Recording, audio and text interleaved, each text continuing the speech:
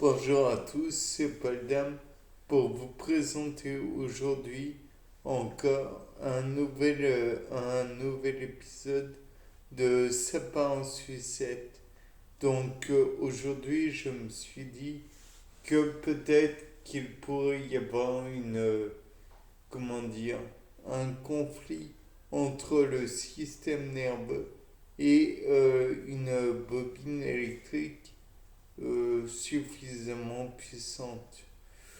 Je pense que ça devrait être très puissant pour impacter correctement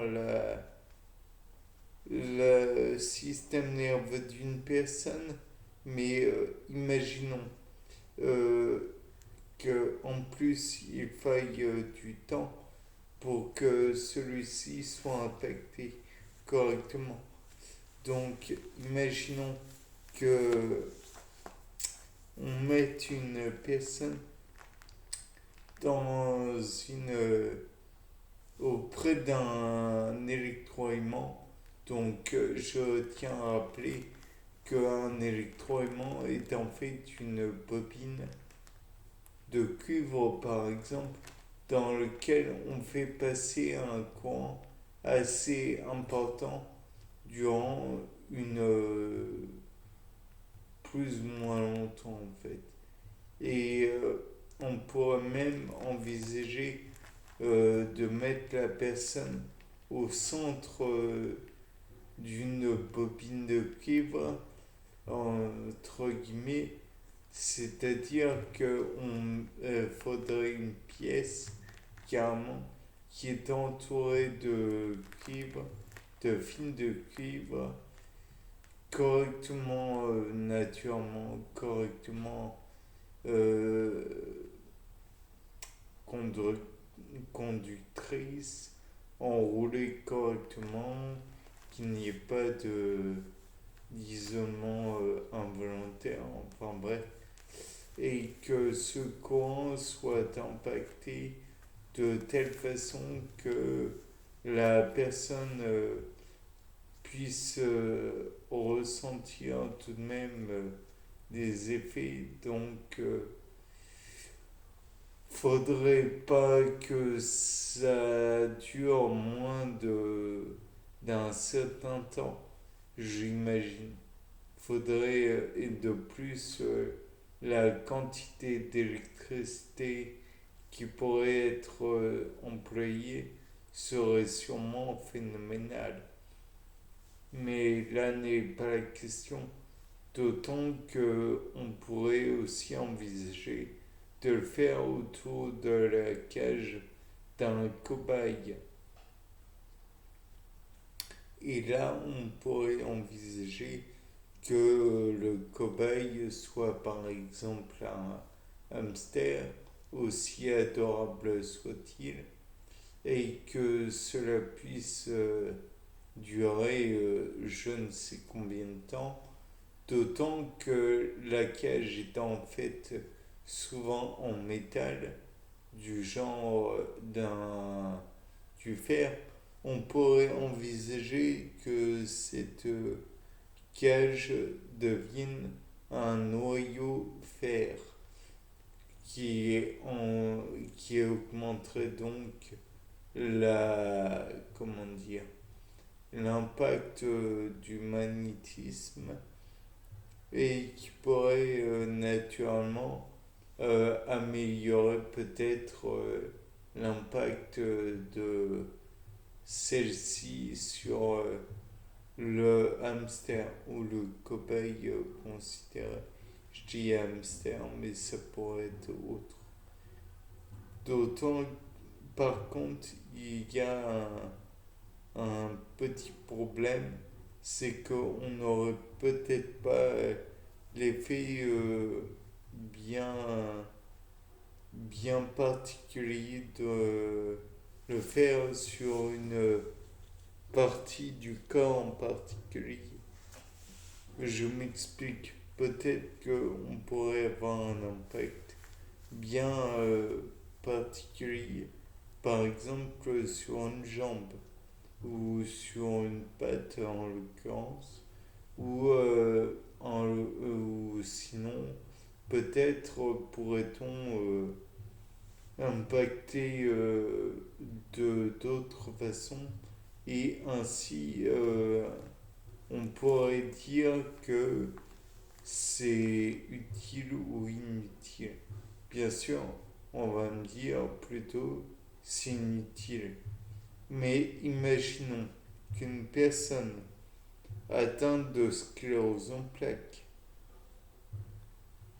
donc une personne qui voit ses nerfs partiellement mise à nu, on va dire, ou plutôt l'axone mise à nu, puisque le système immunitaire va détruire la gaine de myéline qui a un impact sur la conductivité. Peut-être qu'en impactant sur le magnétisme, on pourrait augmenter ou diminuer à volonté ou à désir, ou peu importe le terme, selon notre bon vouloir en somme, l'impact de cette conductivité. Peut-être qu'on pourrait permettre à l'axone de faire conduire le débit électrique ou nerveux, peu importe le terme adéquat, euh, plus facilement. Et cela malgré le fait que la myéline soit retirée partiellement par les globules blancs. Peut-être qu'en augmentant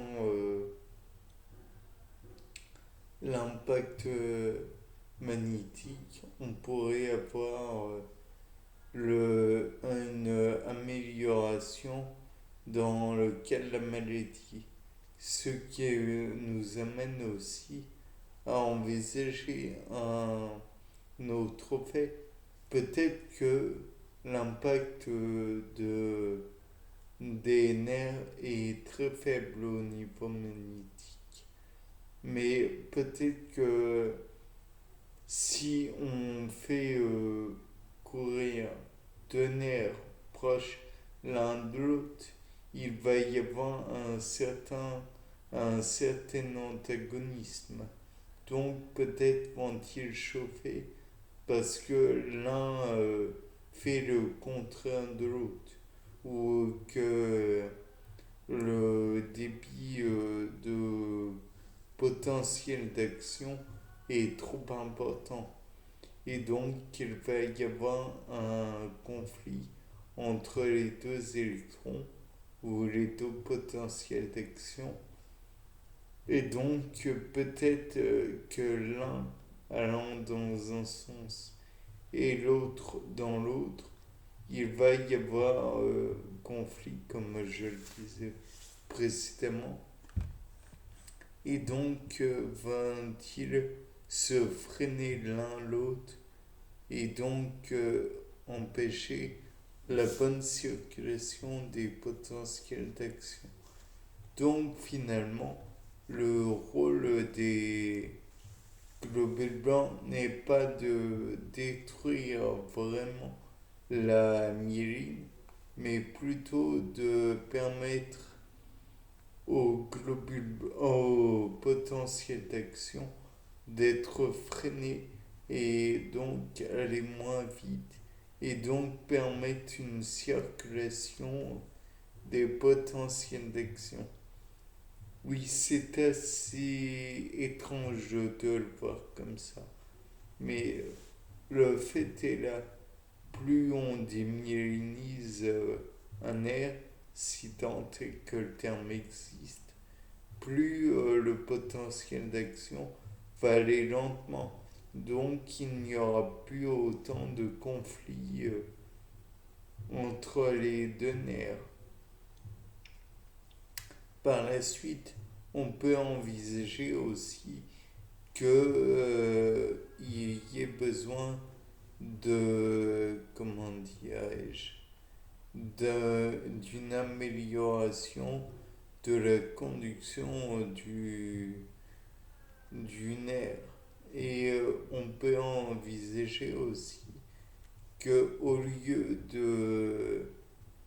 de retirer les, la gaine de myéline par les globules blancs, on pourrait peut-être mettre autour des axones des genres de cages de Faraday. Naturellement, je sais, c'est totalement impossible dans l'état actuel de nos connaissances. Mais la cage de Faraday aurait cet impact d'empêcher les effets électromagnétiques sur d'autres nerfs. Bien, c'était Paul Dame pour un nouveau Sapin en Sucette.